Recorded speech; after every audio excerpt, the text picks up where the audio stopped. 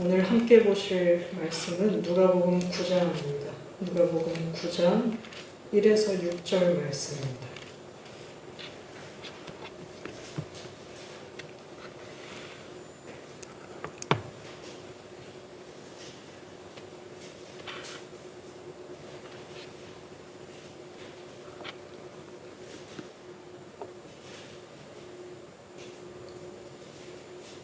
네, 함께 읽으시겠습니다.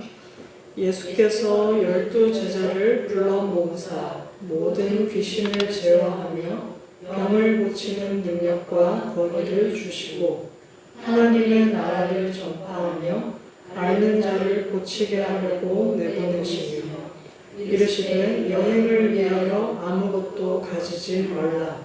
지팡이나 배낭이나 양식이나 돈이나 두벌 옷을 가지지 말며 어느 집에 들어가든지 거기서 머물다가 거기서 떠나라. 누구든지 너희를 영접하지 아니하거든 그 성에서 떠날 때에 너희 발에서 먼지를 떨어버려 그들에게 증거를 삼으라 하시니 제자들이 나가 각 마을에 두루 다니며 곳곳에 복음을 전하며 병을 고치더라. 아멘. 지난 월요일부터 우리 교회 스리랑카 선교가 시작되었습니다. 이번 선교는 마음기경을 통해서 스리랑카에 계신 목사님과 사모님 부부의 가정이 회복되기 위한 선교입니다. 목사님과 사모님이 선교를 가셨잖아요. 저는 항상 스리랑카도 그렇고 연화도 매물도 때도 그렇고 궁금증이 있었어요. 저희는 안 갔잖아요. 저희는 여기 교회에 있잖아요. 근데 어떻게 우리 모두의 선교가 될 수 있을까? 물론 이제 우리 교회의 이름으로 가는 것이기 때문에 우리 교회의 선교고 또 우리가 이 교회 공동체의 일원으로서 우리 교회의 선교니까 우리의 선교가 될 수 있겠습니다만 그래도 이게 뭔가 말뿐만이 아니라 어떻게 하면 우리의 모두의 선교가 될 수 있을까?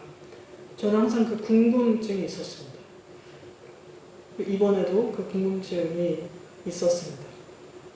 목사님, 사모님이 선교를 가셨고 거기에는 선교사님도 계시지만 과연 우리의 삶이 선교와 무관할까? 여기에서 혹시 선교사이신 분은 없는 걸로 제가 알고 있는데 우리가 선교사의 직분을 가지지는 않았지만 과연 우리의 삶이 선교와 무관할까? 그리고 어떻게 선교를 직접 가지 않았지만 그 선교에 함께 참여할 수 있을까?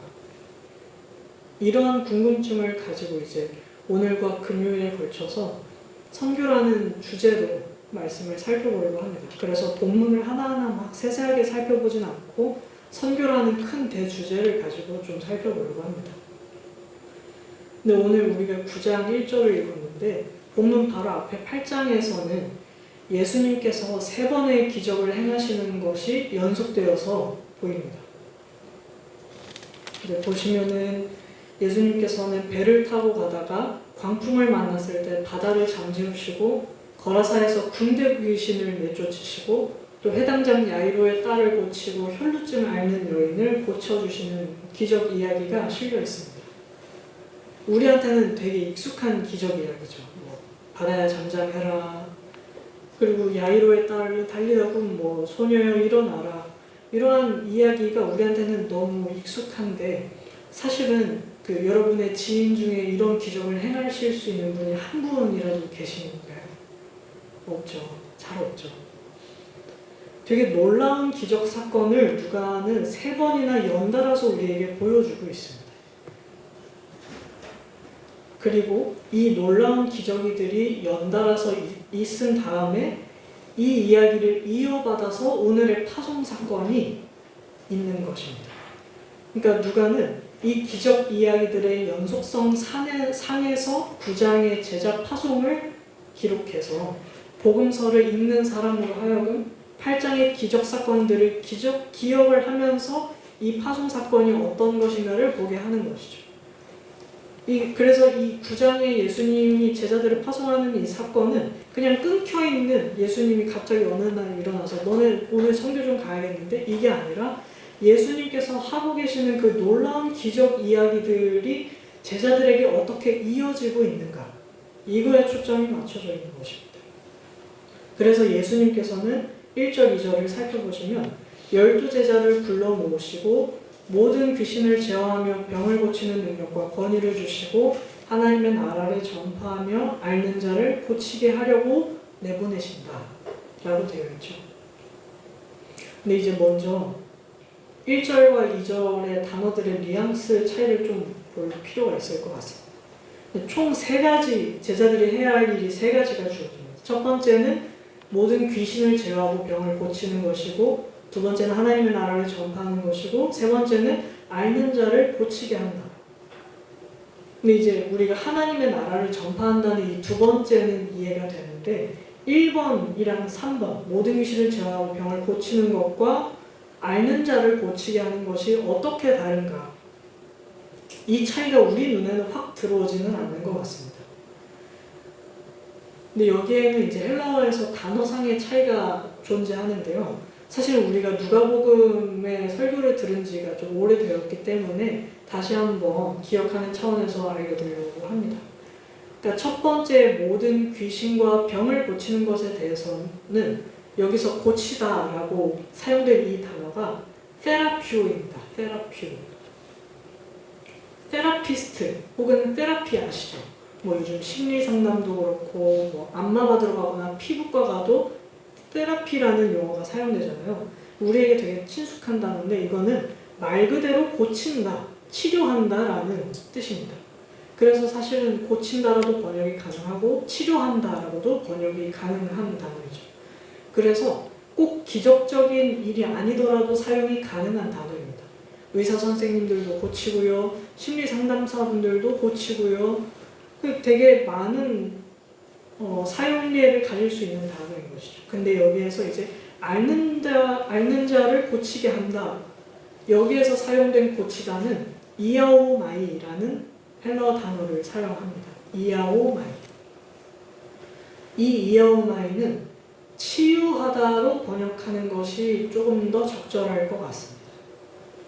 이 단어는 그냥 단순히 병을 고치고 의료 행위를 하는 것이 아니라 하나님께서 행하시는 기적적인 치유가 발생될 때 사용하는 단어입니다.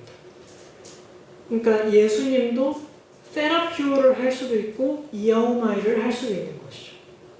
이해가 되시죠? 하나님의 기적적인 치유를 의미하는 단어가 이 단어입니다. 그리고 앞에 뭐 병 고치고 귀신 들린 거 내쫓는 거에는 이해가 가는데 앓는 자가 뭘까? 여기에서 앓는 자가 뭘까? 여기에서는 이제 스테노오라는 단어가 있는데 강하다라는 뜻이거든요.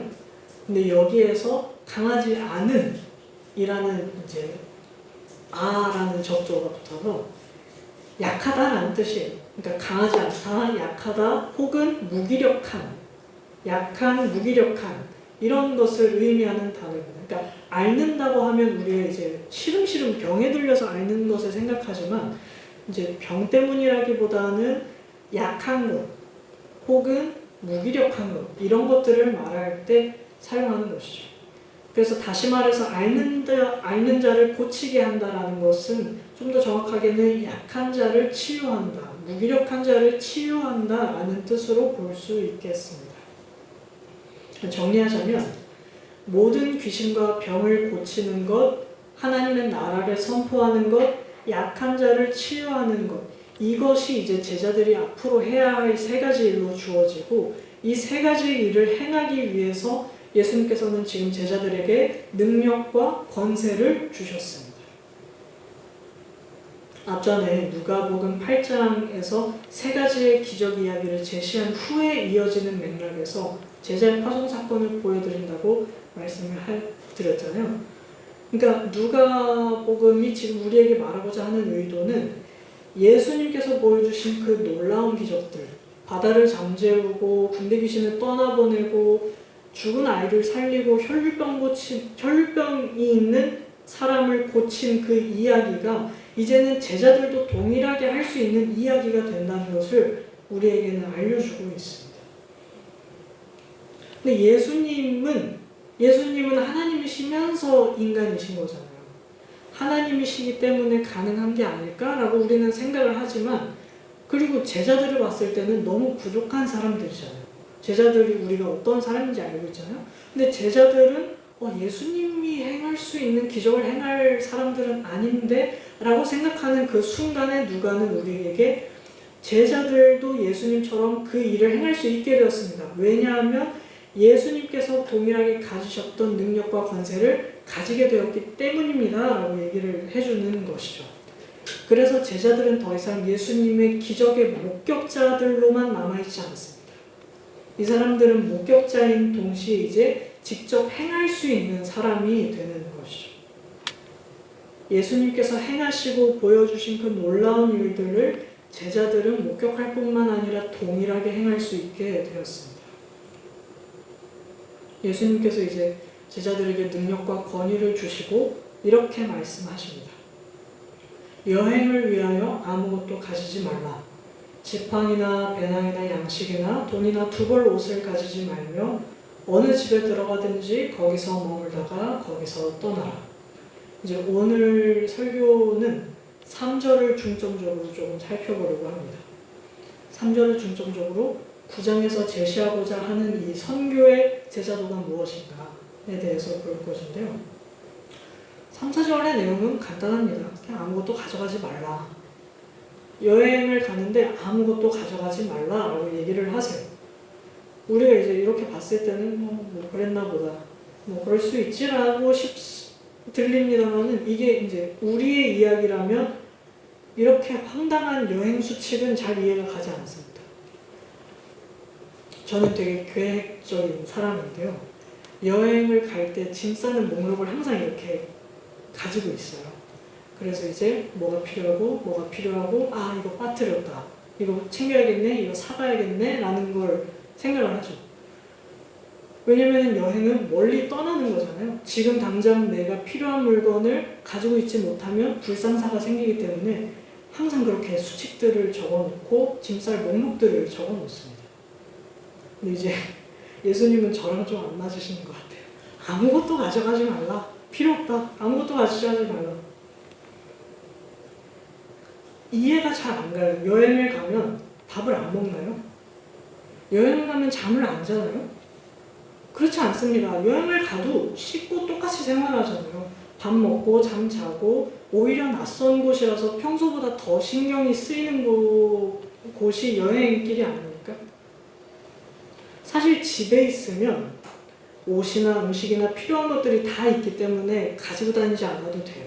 막 여러분 직장 가시고 하실 때 옷 여러 벌 이렇게 싸가시지 않으시잖아요. 근데 여행을 가면 더 필요한 상황이란 말이죠. 그게 더 필요한 상황입니다. 그래서 양식이, 돈이 안 필요하지 않아요. 어떤 일이 생길지 모르기 때문에 나를 지켜줄 수 있는 지팡이와 배낭과 옷도 필요합니다. 숙소도 당연히 필요하죠. 근데 예수님께서는 그 어떤 것도 허락하지 않고 계십니다. 왜 예수님께서 모든 것을 버리라고 하셨을까요? 여기서 우리는 잠깐 5장으로 가보겠습니다. 누가복음 5장으로 잠깐 가보겠습니다. 5장 1절부터 잠깐 펴주세요.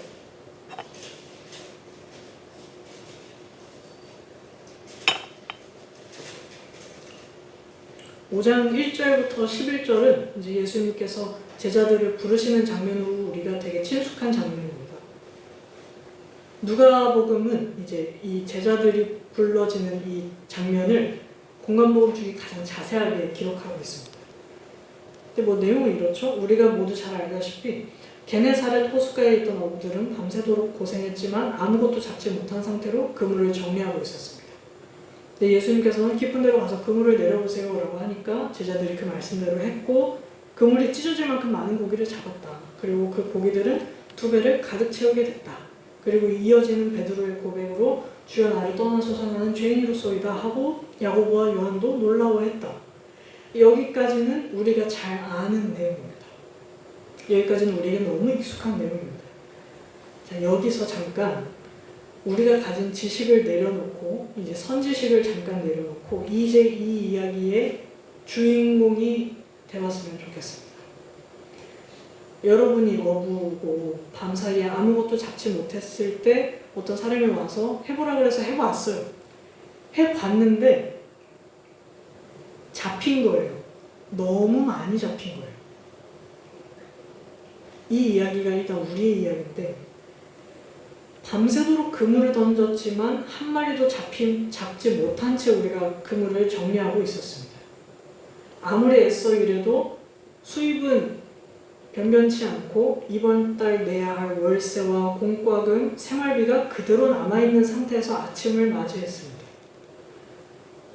밤새고 탐친 제자들의 마음이 이제 우리와 크게 다르지 않은 것 같아요. 근데 이 어부들이 너무나도 갑자기 그물이 찢어질 정도로 배 2척을 가득 채웠대요. 배 2척을. 그만큼 수없이 많은 물고기를 잡게 되었습니다. 안 하셨겠지만, 안 사셨겠지만 로또가 당첨이 됐어요.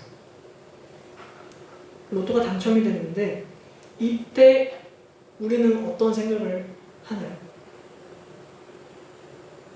제가 이제 저희 학생들한테, 청년들한테 이제 종종 물어봐요. 로또 당첨되면 뭐 하고 싶어?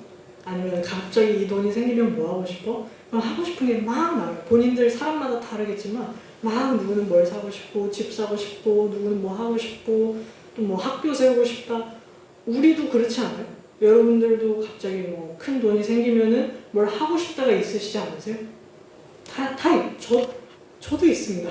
저도 있는데 그 앞에 그 밤사이에 했던 고민들, 월세랑 공과급이랑 생활비랑 이런 거는 당연히 해결할 수 있잖아요. 밤사이에 무슨 했겠어요? 아, 우리 애들 뭐 먹고 싶다 했는데, 우리 애들 저거 사주려고 했는데, 근데 그게 지금 다 해결된 겁니다. 이제 더 해줄 수 있는 상태인 거예요. 그러니까 해결하고도 한참 남는 이 돈으로 뭐 하면서 살지라는 행복도가 이렇게 막 올라가잖아요. 근데 11절에서 이렇게 말합니다. 그들이 배들을 육제되고 모든 것을 버려두고 예수를 따르니라. 그 11절의 어부들은 수없이 잡혀든 물고기와 심지어는 자신들이 가지고 있던 생계수단인 배를 뒤로하고 예수님을 따랐다고 해요. 횡재한 거 아닙니까? 갑자기 돈다발이 뚝 떨어졌어요. 갑자기 여러분한테 몇십억이 뚝 떨어졌어요. 물고기를 어부들이 왜 잡고 있었겠어요? 돈이 필요하니까 잡는 거 아닙니까? 돈을 벌어야 하고 또 돈이 나갈 일이 있으니까 그 사람들이 생계수단으로 이걸 하고 있었던 거잖아요. 되지도 않는 거를 밤사이 내내.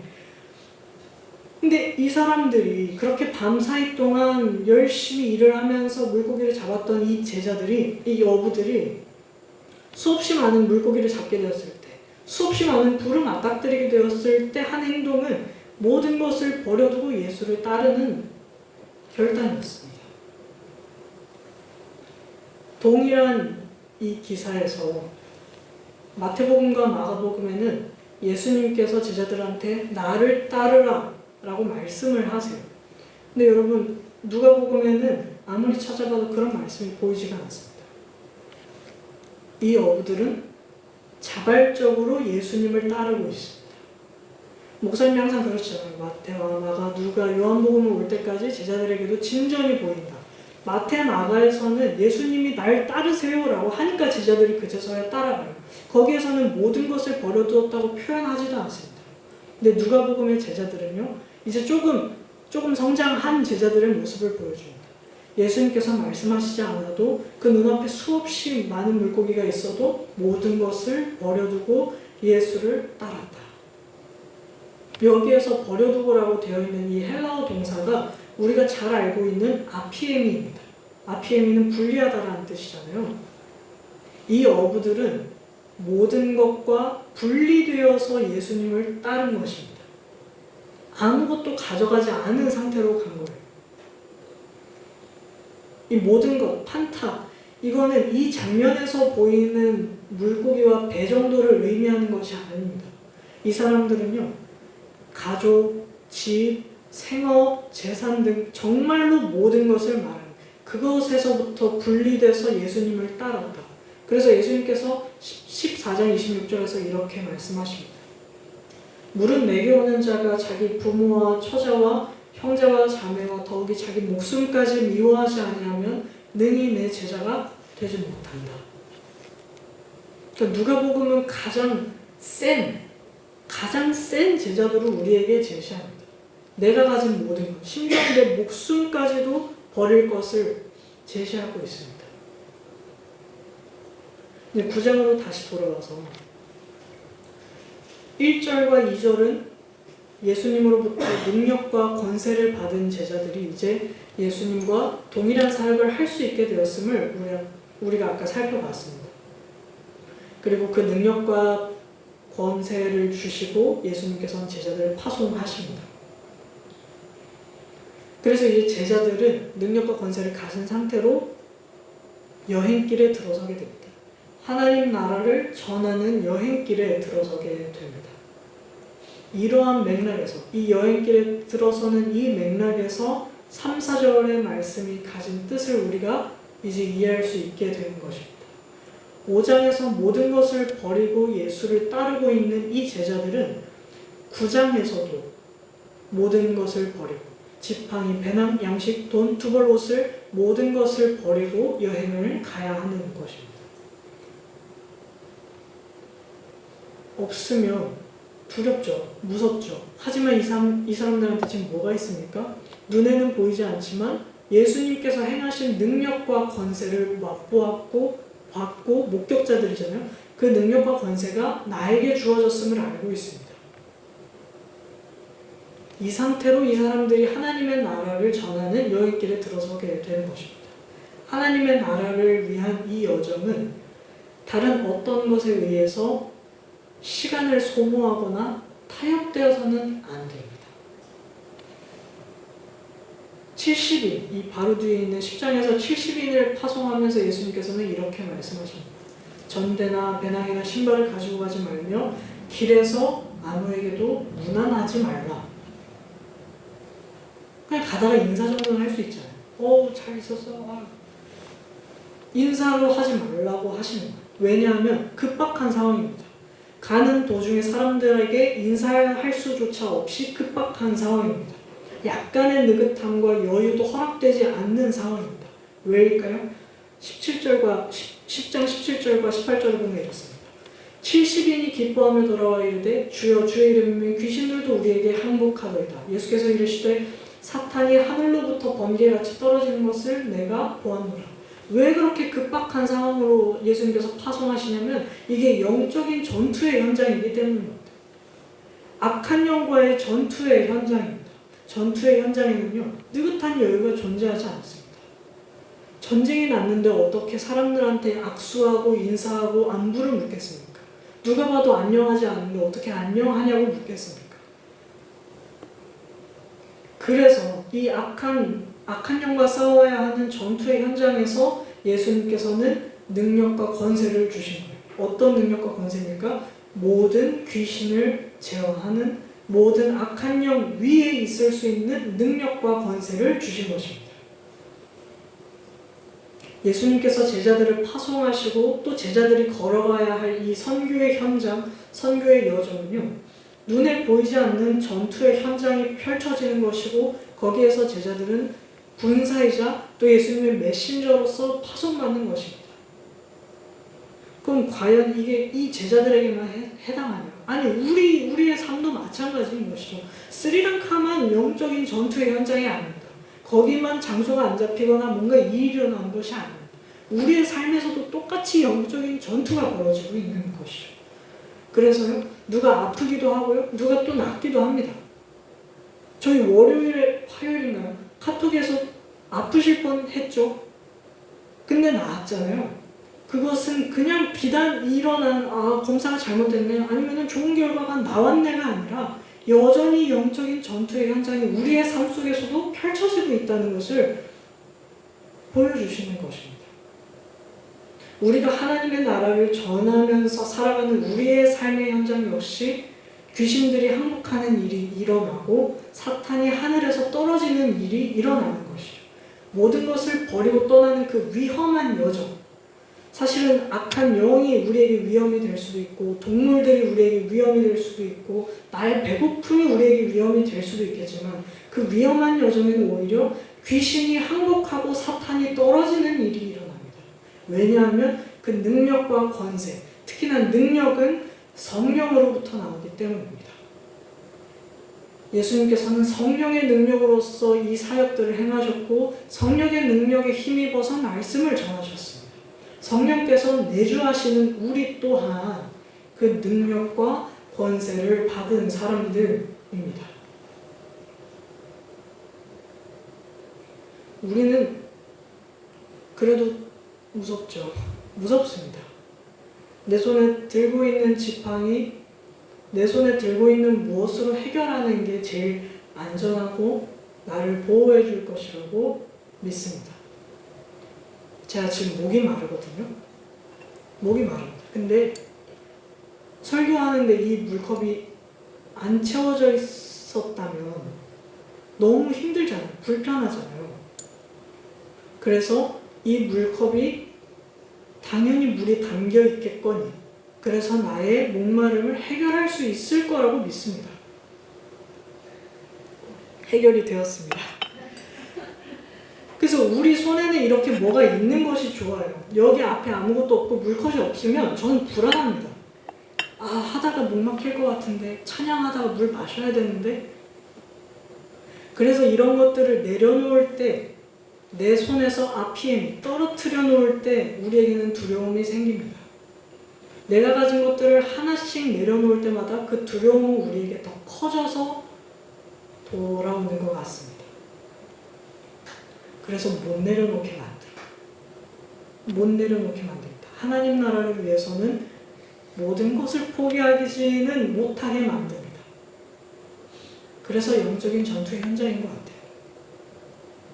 무엇을 내려놓을 수 있습니까? 없습니까? 있습니다. 하나 내려놨어요.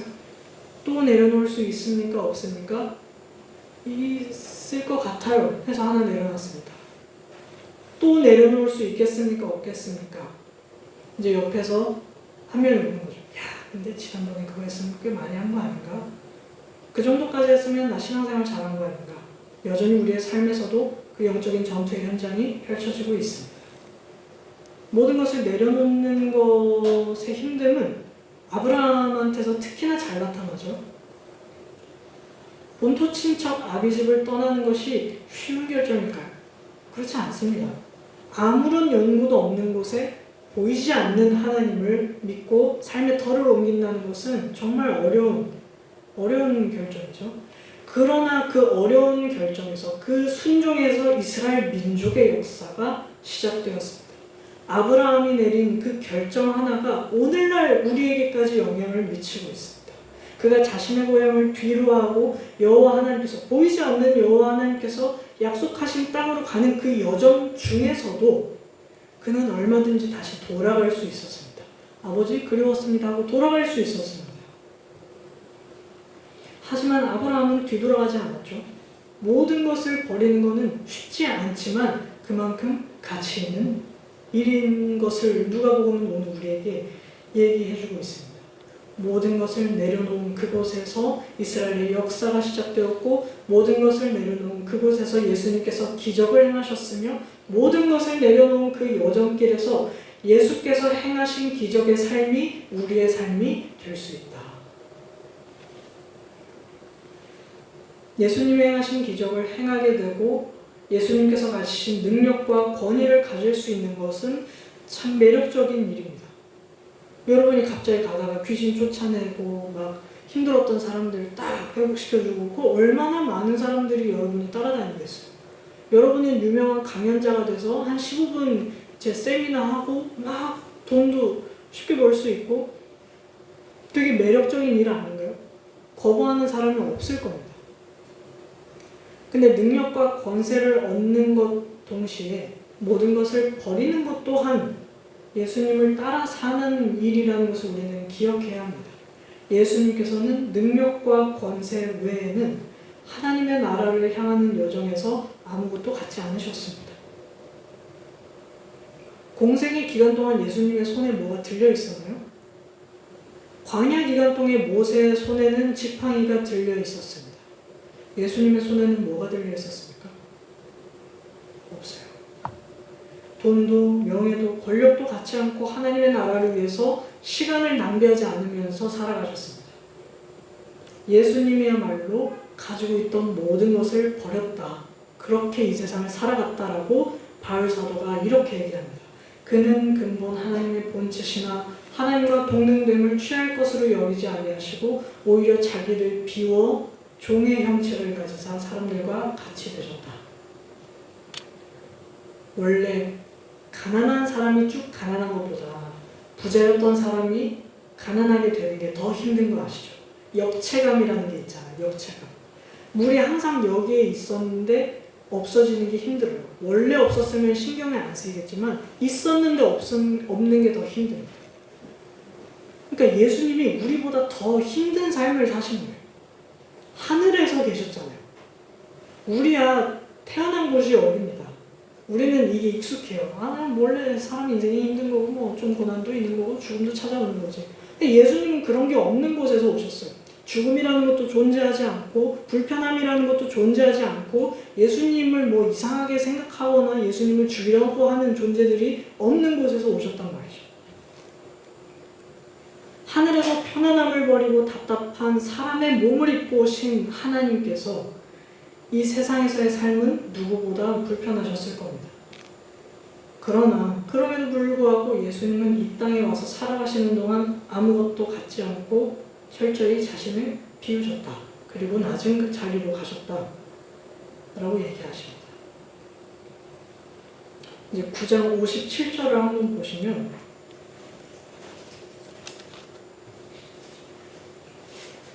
그 단락은 이제 예수님을 따르는 삶이 무엇인가, 예수님이 어떻게 사셨는가에 대해서 얘기를 해주고 계십니다. 길 가실 때 어떤 사람이 여짜오되 어디로 가시든지 나는 따르리이다.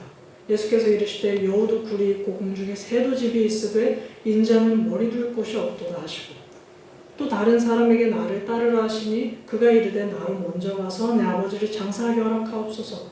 이르시되 죽은 자들로 자기의 죽은 자들을 장사하게 하고 너는 가서 하나님의 나라를 전파하라 하시고, 또 다른 사람이 이르되 주여 내가 주를 따르겠나이다마는 나로 먼저 내 가족들을 작별하게 허락하소서. 62절은 같이 읽으시겠습니다. 시작.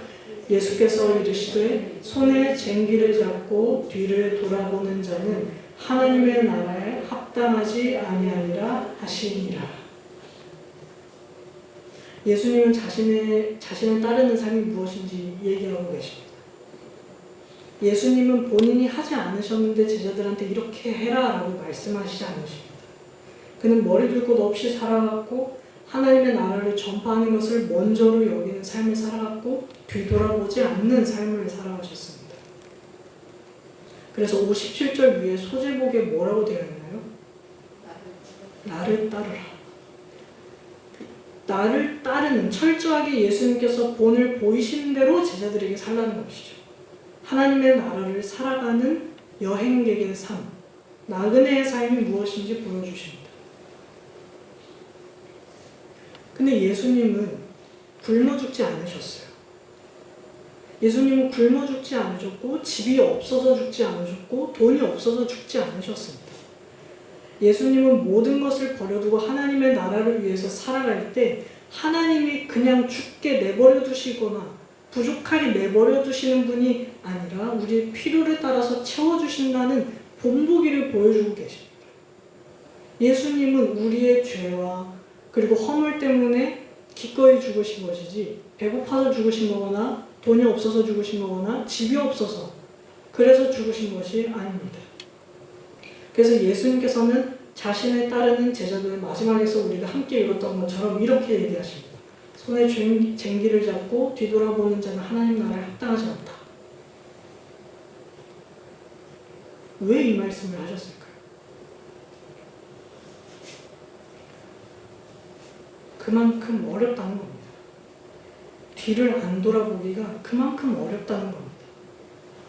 자꾸 미련이 남는 거죠. 손에 쟁기를 잡는 건 무슨 행위인가? 밭을 가는 거잖아요. 근데 쟁기가 이렇게 생겨서 여기에 갈고리가 있고 이렇게 계속 가는 거 아닙니까?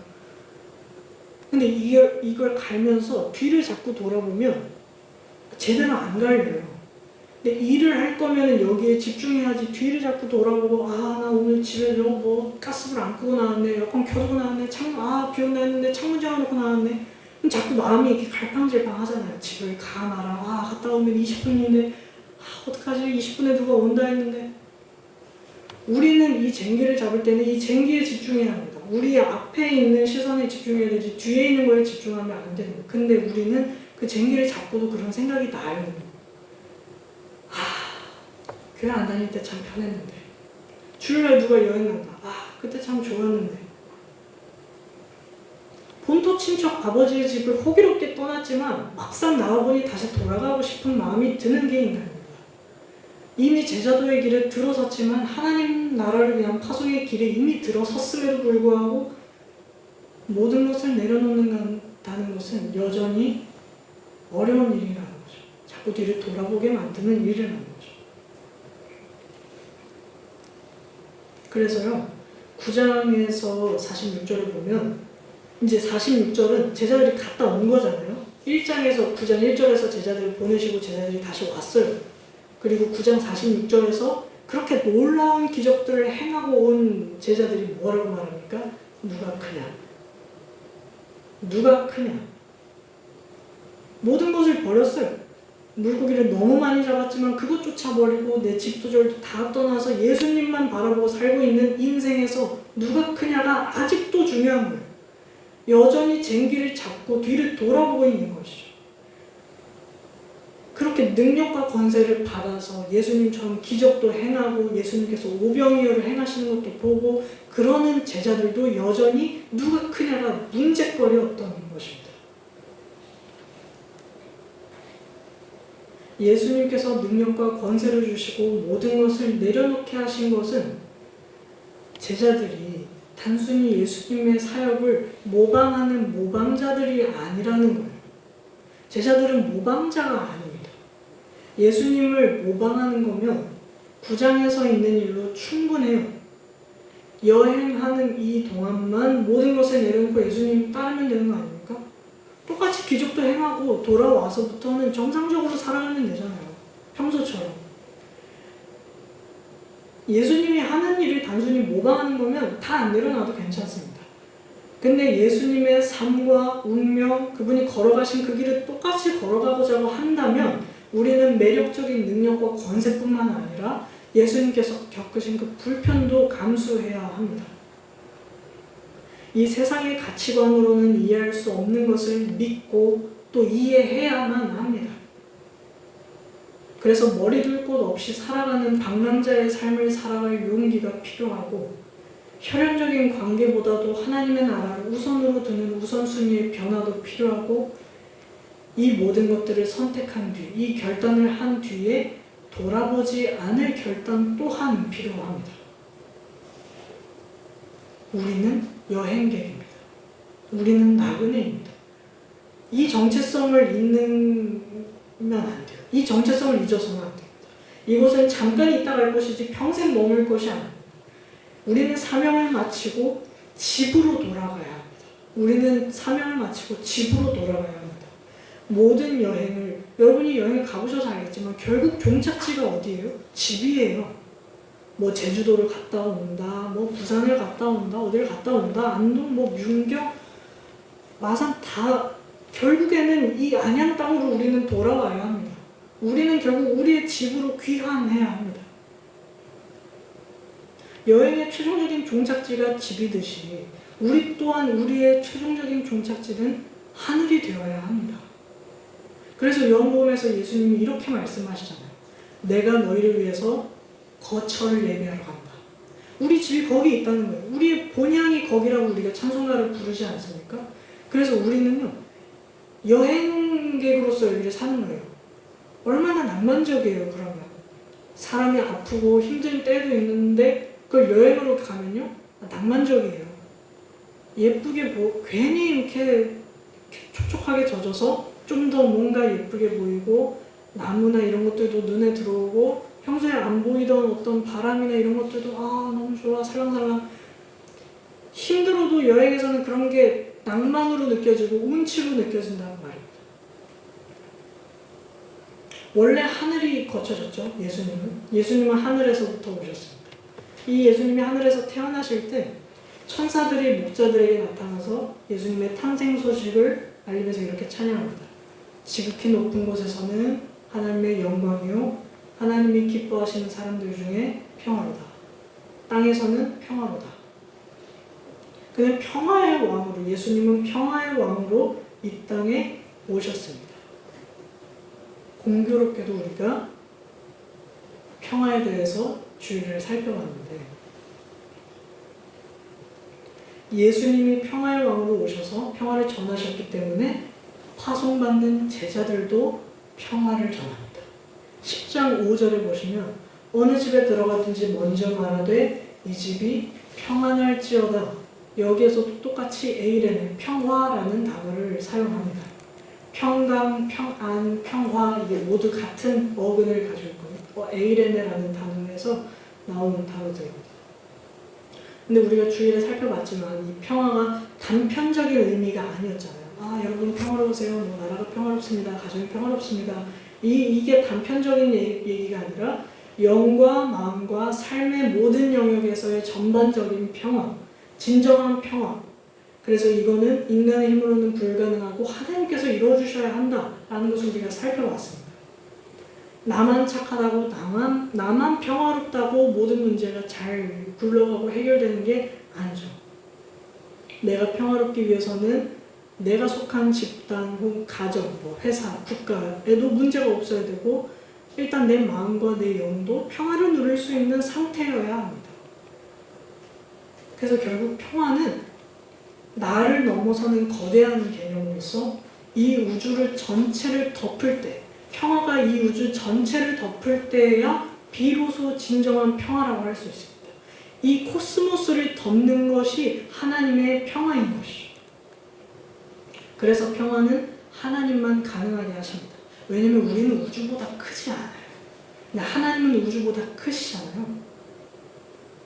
그래서 하나님이 우리가 주일에 본 것처럼 이렇게 말씀해요. 내가 그를 고치겠다. 내가 그를 고치겠다.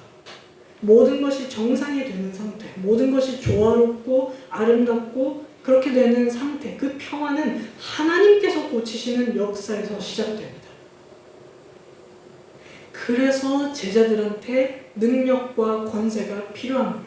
왜냐하면 제자들은 하나님의 손을 힘입어서 성령으로 그 평화를 전하기 때문입니다. 능력과 권세를 받은 후에 파송을 당하는 그 제자들이 평화를 전할 때 여러분 평안하십시오, 안녕하세요 그게 아니라 그 평화를 전할 때 하나님께서 고치시는 역사가 시작됩니다. 귀신 들리고 병 걸린 것, 무기력하고 약한 것을 회복시키는 그 역사는 성령께서 하시는 것이고 그것을 예수님을 통해서 하셨고 또 우리를 통해서 하시는 것입니다. 그래서 이 파송은 하나님께서 이 세상의 평화, 나의 평화가 어떠냐, 나의 평화를 맛본 자들은 이 평화가 어떻더냐, 좋지 않냐 라고 얘기를 하시는 것이죠. 주의 성령이 내게 임하였으니 이는 가난한 자에게 복음을 전하게 하시려고 내게 기름을 부으시고 나를 보내사 포로된 자에게 자유를, 눈먼 자에게 다시 보게 함을 전파하고 눌린 자를 자유롭게 하고 주의 은혜의 해를 전파하게 하려 하심이라. 모든 것이 정상적으로 돌아오고 모든 것이 아름다움으로 돌아오고 모든 것이 회복되는 것이 바로 하나님의 평화입니다. 갇힌 자에게 자유를, 눌린 자에게 자유를, 그래서 사람들에게 자유와 진정한 아름다움과 평화를 누리게 하는 것이 이 제자들을 통해서 이루어갑니다. 하나님께서 은혜의 해, 하나님께서 주시는 은혜의 해, 하나님께서 이스라엘을 회복하시는 대회복의 때는 제자들이 성령을 힘입어서 평화를 선포하고 평화를 전할 때 시작됩니다. 그래서 그 은혜의 해, 대회복의 하나님의 나라는 이미 시작되었습니다. 그 증거로서 귀신이 내쫓아지고 병이 고쳐지는 역사잖아요. 이건 그냥 단순히 그냥 병이 없어지는 게 아닙니다. 이거는 무엇을 상징하냐? 하나님의 나라는 이런 곳입니다를 증거하는 거예요. 그러니까 하나님의 나라를 전파하고 귀신을 내쫓고 병을 고치는 이 두 가지로 요약하면 예수님의 사역은 하나님의 나라를 전파하는데 안 받아들여지기 때문에 그것에 대한 증거로서 계속 제시해 주는 것이에요. 하나님의 나라는 이런 곳입니다. 어떤 곳이냐? 귀신이 없는 곳입니다. 병이 없는 곳입니다. 다시는 눈물을 흘리지 않을 곳입니다. 이런 것들을 자꾸 증거로서 제시를 해주시는 게 기적인 것이죠. 그래서 하나님의 나라는 시작이 되었다고 얘기를 하세요. 하나님의 나라는 시작이 되었습니다. 이미 지금 2000년 전에 이렇게 시작이 됐잖아요. 근데요, 아직 도래하지 않았습니다. 여전히 이 땅에는 아픈 사람이 있고 힘든 사람이 있고 우리의 눈에는 눈물이 나와요. 약한 사람들도 있고 갇힌 사람들도 있습니다. 억압받는 사람들이 있습니다. 우리만 봐도 그렇지 않아요? 여전히 아프니까 수술을 하고 여전히 아프니까 다시 우리가 또 기도를 하고 그러는 거 아니겠습니까? 그래서 평화를 전해야 해요. 여전히 그런 사람들이 남아있고 내 삶 속은 설령 평안하다고 할지라도 여전히 평화를 누리지 못하는 사람들이 남아있기 때문입니다. 그래서 지체하지 않고 평화를 전합니다. 우리는 시간 낭비를 할 수 없습니다. 이 평화를 위해서. 힘과 군사로 만들어가는 로마의 평화가 아니라 팍스 로마가 아니라 겸손과 내어줌으로 이루어가는 하나님 나라의 평화를 전합니다. 이건 누구나 할 수 있고 누구나 누릴 수 있는 평화예요. 로마의 평화는요, 로마에게 죽임당하는 그 적군은 누릴 수 없는 평화였습니다. 근데 하나님 나라의 평화는 누구도 죽지 않고 누릴 수 있고 누구도 못 누리는 사람이 없는 평화인 것이죠. 근데 모두가 이 평화를 받아들이지는 않습니다. 이 평화를 거절하는 사람들도 있습니다. 예수님의 사역을 거절하는 사람들이 있었잖아요. 고향에 가서는 사람들이 예수님을 거절했어요. 주일에 살펴봤지만 이사야에서도 평화를 거절하는 악인이 있습니다. 그래서 우리는 숨가쁘게 돌아가는 이 급박한 현장에서 평화를 거절하고 이 사람들을 설득시킬 여유가 없습니다. 우리는 그 거절한 사람들보다 다른 이들을 찾아가서 평화를 전해야 합니다.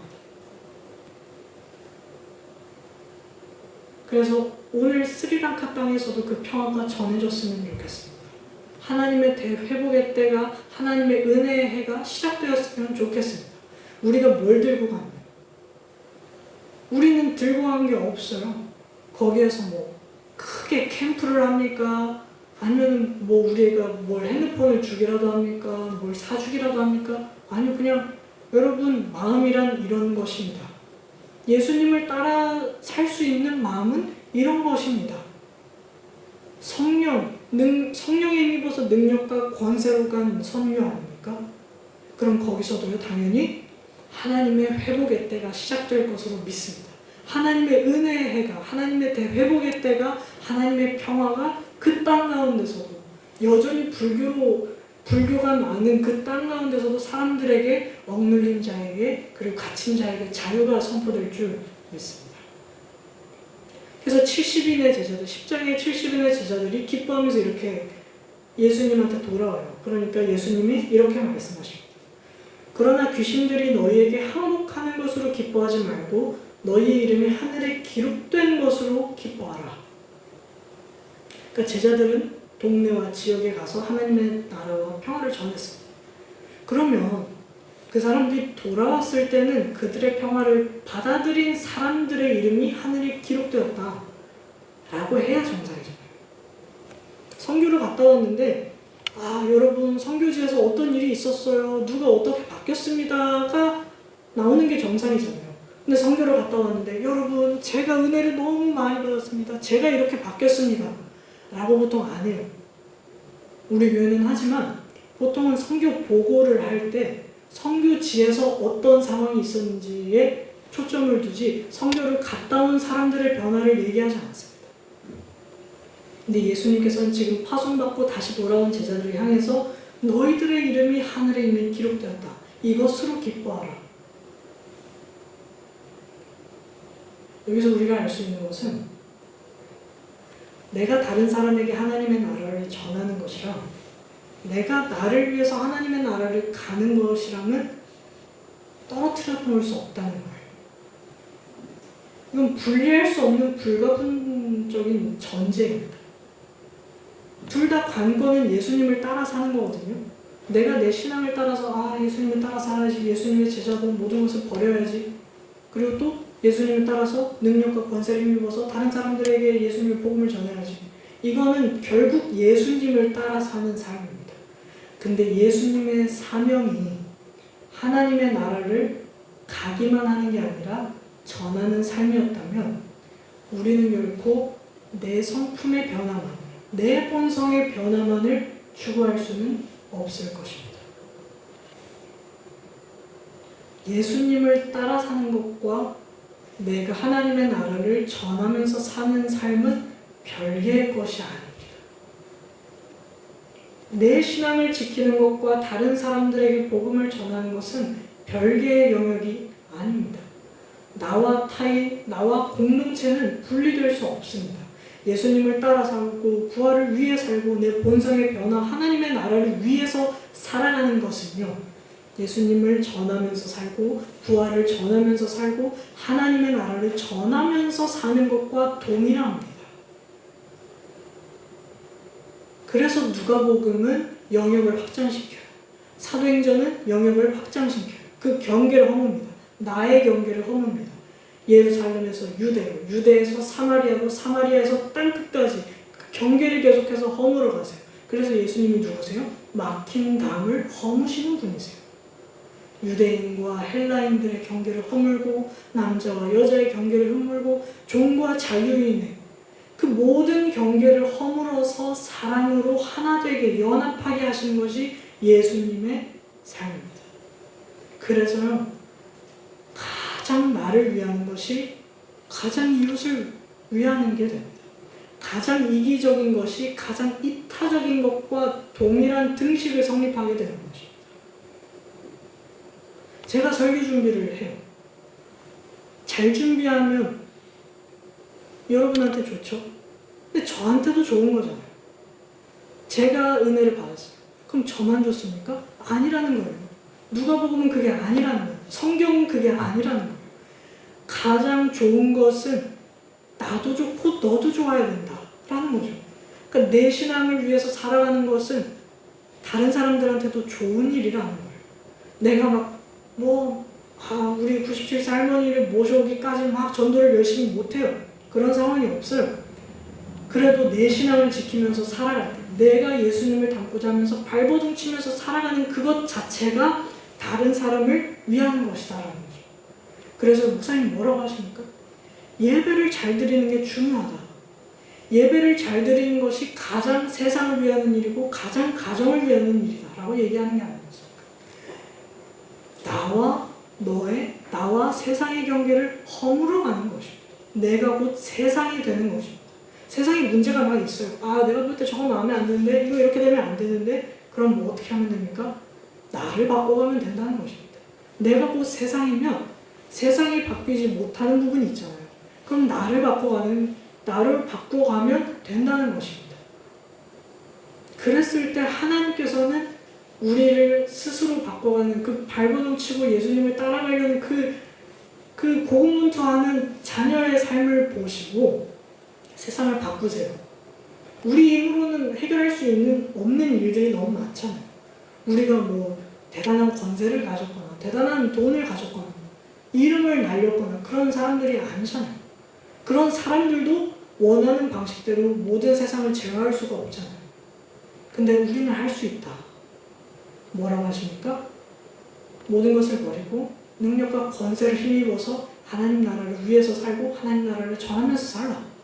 그게 하나님께서 우리에게 알려주신 나와 너의 경계와 나와 세상의 경계를 허무는 것입니다.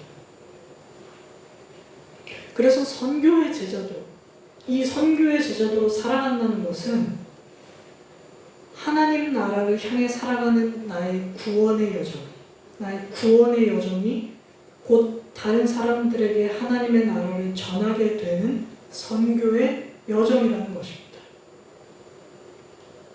예수님의 삶과 예수님의 구원 사역이 분리되어 있지 않았듯이 예수님을 따르는 제자도는 나의 구원과 다른 사람의 구원이 분리되어 있지 않습니다. 구원의 여정이 곧 선교의 여정이 됩니다. 그래서 이 여정을 가는 여행객, 나그네인 우리는 여행객으로서 필요한 능력과 권세는 충분합니다. 모든 것은 하나님께서 우리의 필요에 따라 채워주실 것을 믿으면 됩니다. 예수님께서는 우리의 거처를 마련하러 주셨고 그분을 통해서 우리는 하나님의 가족이 되었고 우리의 필요에 따라서 늘 채워주시는 그리고 그것을 채워주시기 위해서 함께 하시는 성령이 계시기 때문에 우리는 부여받은 능력과 권세를 가지고 평화를 전하며 살아가면 됩니다. 제자들은요, 집도 떠났고 가족도 떠났고 돈과 생계수단 모든 것을 포기했지만 우리에게는 우리의 거처를 마련해 주시는 예수님이 계시고 우리는 하나님의 가족이 되었고 여전히 성령께서는 우리의 필요에 따라서 채워주고 계십니다. 오늘 우리에게 능력과 권세는 무엇일까? 이것은 성령과 말씀일 것입니다. 이것을 통해서 우리는 은과 금은 없지만 한 명의 회복을 경험한 적이 있고 한 가정의 회복을 경험한 적이 있고 그것을 비롯해서 우리 교회 공동체가 경험한 것들이 있습니다. 우리는 성령과 말씀을 통해 이미 경험한 바가 있습니다. 한 사람이 세워지고요. 한 가정이 세워지고요. 누구보다 잘하시지 않습니까? 한 사람의 회복과 한 가정을 세우는 회복과 그래서 교회 공동체를 세워가는 것이 광야교회 아닙니까? 참된 신자, 참된 가정, 참된 교회. 이 공동체의 회복을 경험하는 것은 우리가 뭐 대단한 것을 한 게 아니라 성령을 힘입어서 말씀을 전하는 것입니다. 그리고 말씀을 따라 사는 것밖에 없습니다. 그때 보여주셨던 하나님의 은혜의 해, 하나님의 평화, 하나님의 나라를 우리는 맛본 적이 있습니다. 모든 것을 내려놓는다는 것은 이 세상에서 살아가는 나의 정체성의 변화와 실질적으로는 물질과 여러 욕구들과 불안감으로부터에 대한 내려놓음을 촉구합니다. 근데 이거는 금욕이나 이런 것은 아닙니다. 이런 거는 별개입니다. 우리의 삶의 세계관의 변화를 요청하는 것이죠. 보고 있는 이 지구보다 더 넓은 공간이 있을 것이다. 인생 100년보다 더 긴 시간이 있을 것이다. 눈에 보이는 세상뿐만이 아니라 눈에 보이지 않는 영적인 세계가 있습니다라는 그 세계관을 바꾸라는 것이죠. 그 영적인 전투 현장에서 우리는 하나님의 평화를 전하는 사람들로서 예수님께서 불러모으셨다는 것. 그래서 오늘 누가복음의 말씀은 우리가 살고 있는 이 세계에 대한 인식법, 바라보는 방법을 바꿀 것을 요청합니다. 내 삶의 우선순위, 내가 세계를 바라보는 방법, 이 세상에서 내가 어떤 사람으로 살아갈지에 대한 변화가 이루어져야 함을 가르쳐줍니다. 이미 시작되었지만 아직 이루어지지 않은 그 평화의 나라, 하나님의 나라를 인생의 종착지로 두고 살아가야 합니다. 우리의 미래를 하나님께 맡기고 예수님의 제자도를 걸어갈 때 필요한 것들이 생기겠지만 그것은 하나님께서 채워주실 것입니다. 이때 이렇게 살아갈 때 능력과 권세로 모든 것을 내려놓고 살아갈 때 우리의 삶의 자리는 선교의 현장이 됩니다. 우리는 그때 선교사로 살아가게 됩니다. 누군가는 안양의 선교사로, 누군가는 군산의 선교사로, 누군가는 통영과 매물도의 선교사로, 그리고 누군가는 스리랑카의 선교사로. 우리는 각자의 삶의 자리에서 능력과 권세를 힘입어서 살아갈 수 있게 됩니다. 이렇게 제 궁금증 하나가 풀렸습니다. 우리의 삶은 성교와 무관한가? 우리의 삶은 성교와 무관한가? 무관하지 않다는 거예요.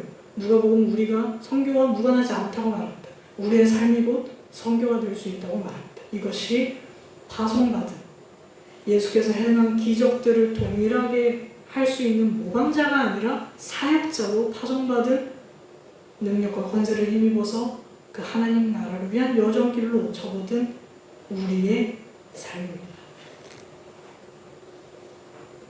그럼 과연 모든 것을 버릴 수 있을까? 사실 오늘 본문의 제자들은 진짜로 모든 걸 버렸잖아요. 근데 우리는, 저도 이제 집에 갈 거거든요. 가족이 있는 집에 갈 겁니다. 집도 필요하고 가족도 필요하고 직업도 필요합니다. 오늘 우리에게 모든 것을 버린다는 것은 과연 어떤 의미일까? 금요일에 살펴보도록 하겠습니다. 말씀을 생각하시면서 기도하실 때 여전히 우리의 정체성이 바뀌지가 않을 때가 있습니다. 정착민으로서 살아갈 때가 있습니다. 우린 여기 여행 왔고 그래서 하나님의 나라를 전하기 위한 뚜렷한 여행의 목적이 있음에도 불구하고 가끔 우리의 삶의 현장이 어땠는지, 우리의 여행의 목적이 어땠는지, 여행이 아니라 그냥 눌러앉아서 살고 있는 것은 아닌지 우리가 되돌아봐야 할 것 같습니다. 그래서 말씀, 성령에 힘입어서 살아가는 삶을 우리가 살아갈 때 조금 힘들고 불편할 수 있겠지만 이 세상의 어느 부분에서는 하나님의 평화가 전해지고 있고 알 수 없는 내 삶, 보잘것없어 보이는 내 삶을 통해서 누군가에게는 하나님의 은혜의 해가 펼쳐지고 있을 수도 있습니다. 그래서요, 지금 기도하실 때, 말씀을 생각하며 기도하실 때 우리의 삶의 현장이 비록 조금 소소해 보이고 조금 작아 보이고 다른 사람은 신경 쓰지 않을지 모르겠지만 나는 우주보다 더 크게 일하시고 계시는, 그래서 우주를 덮는 평화를 주시는 하나님의 일을 감당하고 있다. 하나님의 선교사로 일하고 있다. 라는 것을 생각하시면서 잠깐 말씀을 생각하시면서 기도하십니다.